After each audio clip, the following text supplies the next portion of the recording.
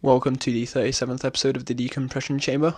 I am, as always, your host, Mario. You have to forgive me because this episode I'm very sleep deprived. In any case, our opening quote is going to be from the psychologist Carl Jung, or Jung, I don't know. Anyway, the quote is, "I am not what happens to me, I am what I choose to become." Roll the intro. It looks like into me, no doubt that I never be without my damn brain. Closed mouth, I'm clever and I know my damn shame. No cloud to the better, no one know my damn name. No bow, that shit what I guess we about to cascade. Yeah, so I guess this falls into the whole consequent determinism free will debate where it's like, are you just a result of all the things that happen to you, or do you have access to control to those things? And I feel like the answer to that is just a matter of perspective, and my personal opinion is that if you act as if you have free will, then you have free will, you know? The world is so complex, and all we really do is follow our base impulses, so it's like, if we can somehow spread out those impulses and zoom in on them and really see what causes them and try and change our ways and refine what we do, then we may live a better life, you know? But who knows? I'm glad to be here filming another video. I told you I'd be trying to be a bit more consistent, and I'm making the most of this desk chair before I go back for 2 weeks, because honestly, of all the things I own in the world, this is probably like top five things I own, because I like to flex my height. I'm built like a lamppost, and if I don't have a lot of back support like this, then my lumbar's going to be screwed, and I can just recline. I can be back up. I'm just chilling, you know. I can swivel a bit back and forth. It's got good armrests as well, leather bound and that. And yeah, comfort is important. Who would have knew? But yeah, so literally yesterday I recorded a video having had a nap in the afternoon from 5 p.m. to 10 p.m., 10:30. I woke up then, and I have not slept a single hour since. And I'm speaking this, that was Wednesday afternoon. No, sorry. That was Tuesday afternoon. It is now Wednesday night / Thursday morning. It's like 1 a.m. and I did not sleep a fucking wink last night. I was lying in bed listening to a podcast, fully lucid, but feeling too tired to do anything other than lie in bed. And I just could not fall asleep. Then I changed to some fucking relaxing nature sounds or lapping waves or this piano and rain combo that I like, or even Native American flute and river sounds. And I literally tried single thing in the book. I rewatched a film that I'm basing my essay on, Volver. It's a cracking film. And nothing worked. I literally, hour by hour, watched it get darker and darker and then progressively lighter. And I kind of felt a bit fucked up today, just in terms of my circadian rhythm was off. I wasn't feeling too great about myself, and I just decided, fuck it, we are filming today. Today is the day we film. We had a free day. I asked my flatmate Jay to participate as actor, my flatmate Harvey to participate as DP and probably editor, legend, and Toby was a grip and gaffer. He was very helpful, more like sounding gaffer, but Jack, who deserves a shout out as well, was sound recordist, and he did his job really capably. And we all we did is I wrote a script. It's not very polished. It's not Dante's Inferno, but it gets the job done, you know. And I was happy enough with it. It's about me and my sleep paralysis demon, which I've never actually had the chance to meet in real life, but I wrote a story where the sleep paralysis demon was a representation of my subconscious in a way. You know, it was, there's a Scorsese quote, you know, the best films are personal kind of thing, and I thought I could just really pull from my insecurities and I know what it would take for me to live a better life, but sometimes I just don't do it. And hopefully you'll be seeing this film. Basically, we filmed all of Jay's side. Jay is playing my sleep paralysis demon. We filmed 4 out of 5 pages of it tonight, and it was pretty it took a while to get started, but then once we were going, we were really going.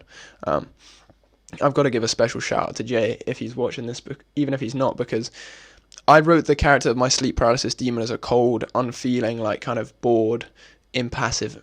But Jay breathed such character into the paralysis demon that it completely changed the way I look at it. He brought such expression and fucking liveliness to it, and I'm excited to see how it turns out. I mean, I'm not overall thinking that it's going to be, humdinger or best thing ever, but it's also it's going to be something. is going to be done, and then we can improve. We roll again, and I'm hoping that we can just do this more as a flat. My flatmates, we each pick a role. Somebody writes, somebody directs, somebody acts, and we just get together and make something. I feel like we should have been doing it longer ago, but the arrow of time only marches forward, as Bojack says. In any case, I hope I'm catching you at a good time, because on myself right now, I'm looking forward to the prospect of just getting a long rest with a nice lie-in. I spent a lot of today in my flatmate Harvey's room because we were watching this boring-ass lecture. Listen, I like my course. I think that it's the right fit for me. It's what I want to be pursuing. I like the lecturers. I think they're competent and they're capable. However, they don't quite know the best way to make an engaging online lecture. I imagine that if you're in a lecture hall, you can kind of turn, hey, look, I'm making eye contact with you, I'm speaking with you. But honestly, in an online video call where it's like 12 people and only like 1 or 2 people are responding, it feels like pulling teeth, man. And yeah, I mean, there's no really other way to circumvent it other than, get tested, get vaccinated, social distance, make sure you're following the guidelines, and hope that things get better. But it's also just like, hey man, how about you just step it up a notch?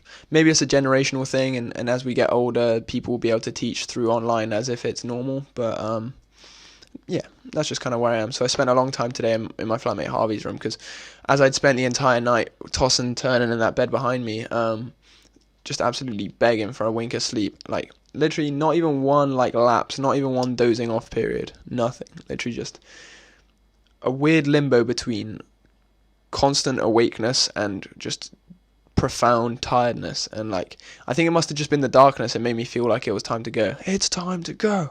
By the way, R.I.P. Claude. But yeah. I kind of ran out of steam where I was going with this, so I'm just going to pivot into something that I want to talk to. Something that I've noticed about myself is that oftentimes I try and be very observant to how people respond to what I do and what I say in particular scenarios.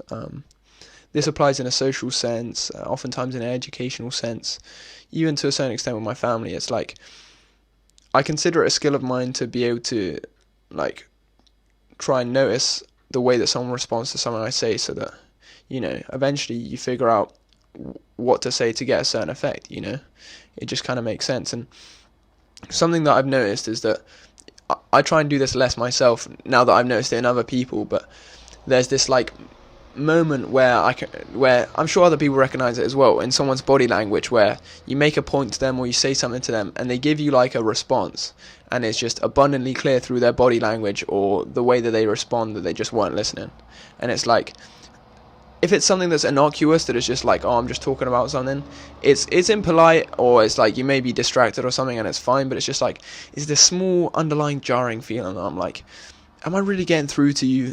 Am I just speaking to a wall right now? And I don't know, maybe it's just an issue with me. Maybe I just need that validation, that affirmation that like, yes, Mario, we're listening to you, we hear what you're saying. But I think it's also just like, there's this deeply unsettling feeling where I put thought into what I say. I try and put thought into what I do, and when that thought just amounts to a yeah, and then the person is just not giving me full attention or proper engagement, it feels distasteful. And I think I don't judge people for it, because I know that people's lives are complex and everybody's going through different shit. But it's also like knowing how uncomfortable that makes me.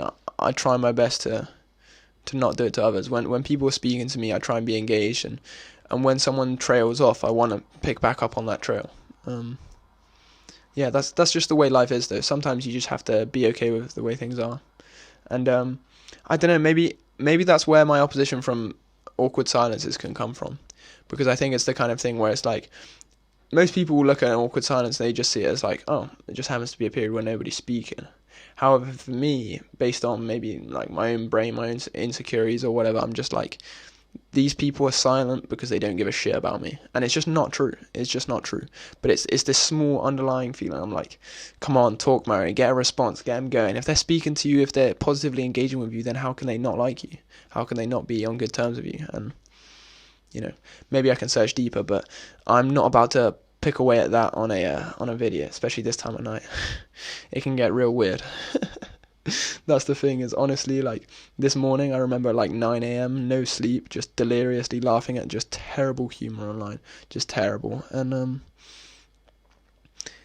that just kind of shows you it's the little things in life. I'm in a very relaxed place right now, even though I haven't been taking the absolute best care of myself.